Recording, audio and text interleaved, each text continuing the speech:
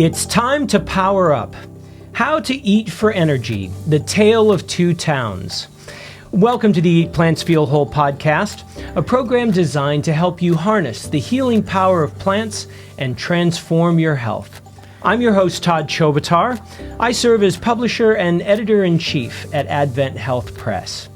Today we're talking to lifestyle medicine specialist Dr. George Guthrie about his book, Eat Plants Feel Whole. Welcome, Dr. Guthrie. It's a pleasure to be here. So, Dr. Guthrie, today we're talking about how to eat for energy. Now, this is a topic that I'm particularly excited about because there are plenty of times where I can feel my energy waning, especially in the latter part of the day. And so I've been fascinated for a while with how do I eat for kind of maximum energy throughout the day? What can you tell us about that? One of my friends, Dr. Zeno, likes to tell the story, and I'll share it with you here because I think it fits. Petersville and Paulsville, okay? Two towns somewhere in our continent, and they both have about 30 inches of rain a year. Okay? Now, these towns must be fairly similar. They're about the same size. In Petersville, it rains a little bit every day. Okay. The town is green and beautiful, obviously. In Paulsville, for some reason, it seems to come all in about 2 days' time. All 30 inches? All 30 inches. I mean, it just pours in. And you can imagine with that much water coming in, it's dry most of the year, and then it's flood time. So, which town would you rather live in? The Greenville, or not Greenville, sorry, was it Paul? Petersville. Petersville, yes, the green town. The green town, yeah. You know, where it's coming. Now, there may be some mosquitoes and that type of thing, and maybe desert living is something that you like, but those floods are a bit of a problem. And this serves as a very nice illustration as far as what happens in our bodies when we pull energy in. Energy does better when it dribbles in over time rather than coming in like a flood. The term we use from a medical standpoint is glycemic index or glycemic load. That is how fast and how much energy, sugar, is coming into that body all at once. Is it dribbling in over time or is it a flood? I've heard of the glycemic index before. I think I've even seen some books talking about it. Yes, it's been quite a helpful concept for people thinking about nutrition. It's rather interesting how they do it. They take a kind of a gold standard, either I think it's 75 grams, maybe 100 grams of glucose, and then you watch the blood sugar. What happens? It goes up after you eat that 100 grams and then comes back down. Or white bread, it goes up and then it comes down. And then you check your test food against that standard. So let's say, for example, you did soda pop and you put it up against glucose. You'd expect that blood sugar to go up, and then you'd expect it for the soda to do about the same thing. So the glycemic index would be pretty close to 100. It might even go faster and be 110%. But if you checked broccoli, you see that glucose would go up, but then that broccoli would go up just a little bit, and you'd say, what percent did that go up, the area under the curve? And you'd say, well, it's around maybe 18 or 20%.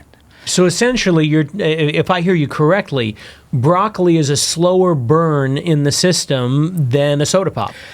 It's much more Petersville. Yeah, it lets the energy go slowly. You see, when the energy comes in like a flood, it's hard on our system, just like the flood was hard on Paulsville. Okay, so that sugar goes up high. Our body says, ooh, this is going to cause trouble. Insulin pours out. The body tries to find ways of dealing with it, gets it put away, and it'll drop too low afterwards. And often what happens is people end up getting really hungry. You know, that breakfast in the morning where you grab a donut. Again, they're called do-nots for a reason. Okay? Do-nots. And something that's really sweet and a lot of sugar, and it drives that blood sugar up in mid-morning. It crashes back down, and there's no energy for the brain, and I got to have something else to eat. So, I mean, that's a pretty common phenomenon in people's lives. Is that a term? I've heard this term before, hypoglycemia? Yes. Is that? It's actually quite common when people eat high glycemic foods, blood sugar will tend to go up, drop down. The pancreas can be stressed to the point where it forgets to turn off and drops that blood sugar too low. We understand this is actually a pre-diabetes kind of effect. There's stress on the pancreas. It's having a hard time. If you keep doing it, it's going to be problems. So what's the solution to that? Well, the solution is easy.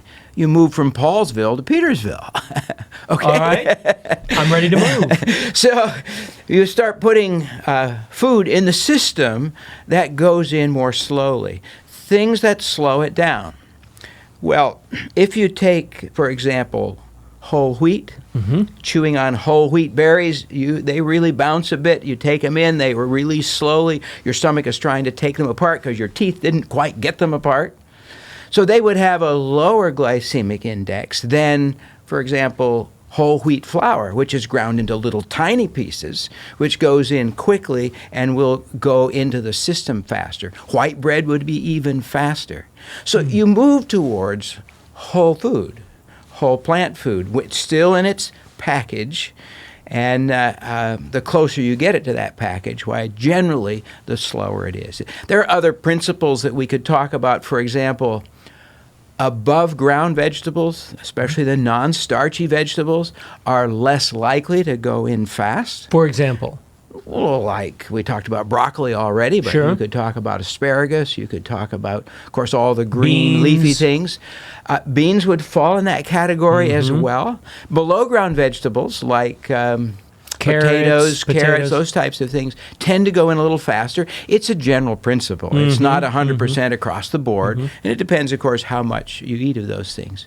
So you look for foods that are closer to the package that God made them in, and they'll tend to go in a little bit slower, is a good general principle. So I like that. Now, so when I'm looking at different meals of the day, different meals of the day, it seems a little easier to, I guess, find foods that would be lower glycemic index. I don't know. It just seems like breakfast is so traditional. I don't know. Tell me what your ideal is, rather than me suggesting things. Great study. Okay, what they did was, and this brings out another example of how important low glycemic is. Exactly the same breakfast to two groups of people, randomly assigned.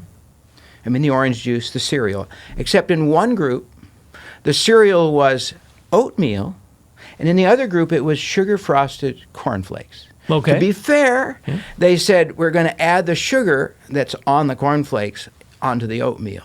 Ah, okay. And then what they checked to see what would happen was not what happened with the blood sugars, but how much energy, how many calories the subjects wanted to take, how much they chose to eat for the rest of the day. And it was fascinating because those that got the oatmeal ended up choosing 1/3 fewer calories. Nobody was telling them what to eat or not to eat. They just chose fewer calories. Why?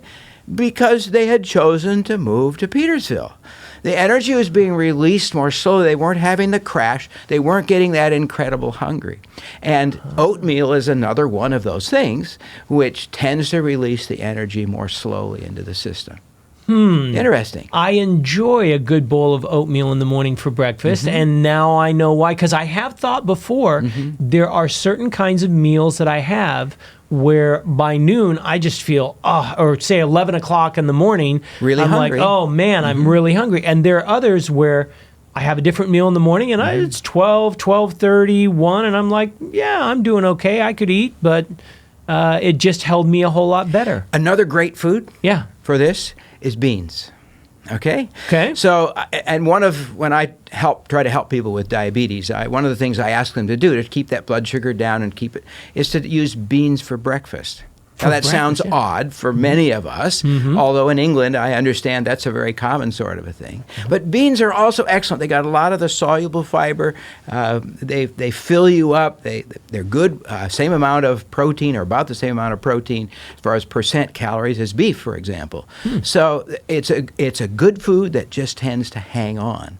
I think one of my favorite foods, I think I've shared this with you before, is to get a piece of that sprouted grain bread, put a little almond butter on, and I like a 1/4 cup of black beans on that. And if I have that in the morning, I'm not even hungry at lunchtime.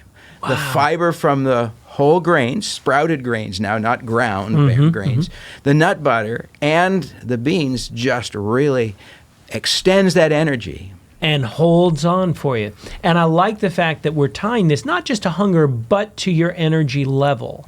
So that is really good. Now, I like the idea of beans for breakfast, but I've just got to ask, what about the extra problems that tend to come with beans? I love it when this comes up. Here's my response, okay? All right. Are you ready? Yes. To err is human. To err is human, especially if I'm a big bean eater.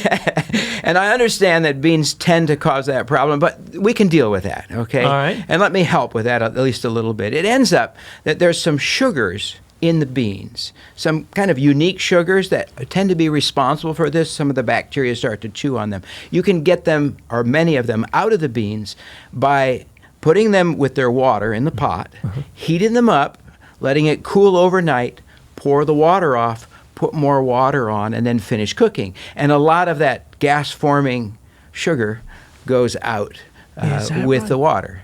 So there's some hope. You can always add some Beano or maybe papain, the little papaya tablets to kind of help with some of the digestion. But the good news is that as you take beans over time, start with small amounts. The increased fiber changes the gut bacteria, and over time you make less and less of the gas. Of the gas. Well, that's a relief to hear.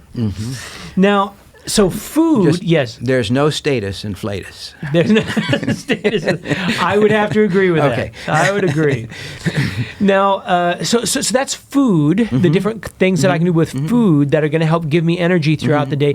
Is there anything else related to lifestyle that can help me to keep my energy level high throughout the rest of the day? Well, I think we've talked some before about the importance of exercise for keeping your circulation going, keeping your brain clear. And that is certainly a thing that's worthwhile to do. Now, as far as keeping a clear brain, I help a lot of people with type 2 diabetes, for example. And if your blood sugar is really high, it also really clogs up the brain. So it's hard to think clear and tends to put you to sleep. It's one of those things that put you to sleep after that meal in the afternoon. So one of the things you can do to help with that is to actually do some walking after your meal. And what that does is that it puts the sugar, when you're actually moving, exercise moves sugar into the muscle cells without needing insulin. So the sugar doesn't go quite as high, and your body doesn't have quite the flood response. So it's another way to help keep yourself in Petersville. So if I had in Petersville, I would like to do that.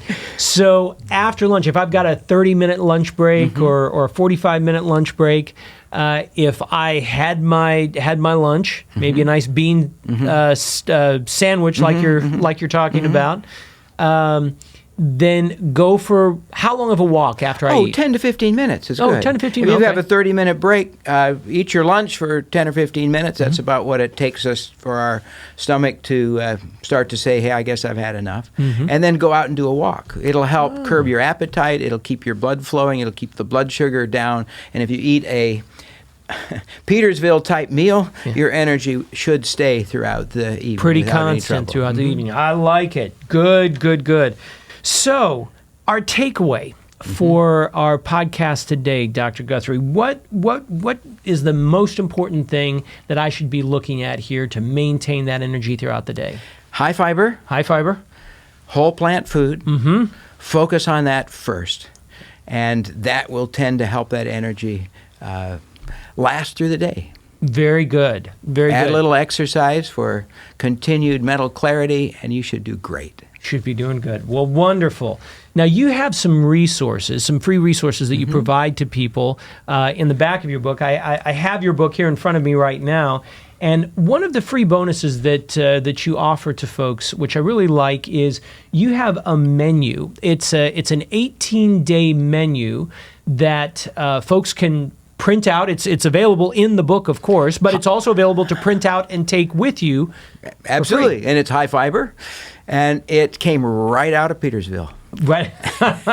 And that's good because it ties back into this eating for energy. I love the recipes that are in the back of this book because they adhere to these principles that you're talking about in the podcast series. So if folks would like to be able to get this free download of the menu, you can go to eatplantsfeelwhole.com, sign up for the newsletter there, and then you would get access to this free download of the menu bonus.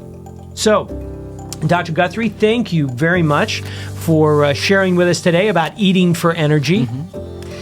You've been listening to the Eat Plants, Feel Whole podcast, a limited edition 15-part series where our goal is to help you to harness the healing power of plants and to transform your health.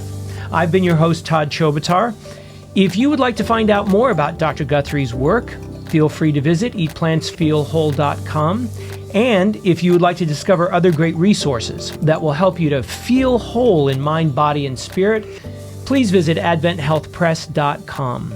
And while you're there, be sure to sign up for the free newsletter where you'll get healthy living tips, leadership wisdom, and free giveaways. Thank you for joining us today.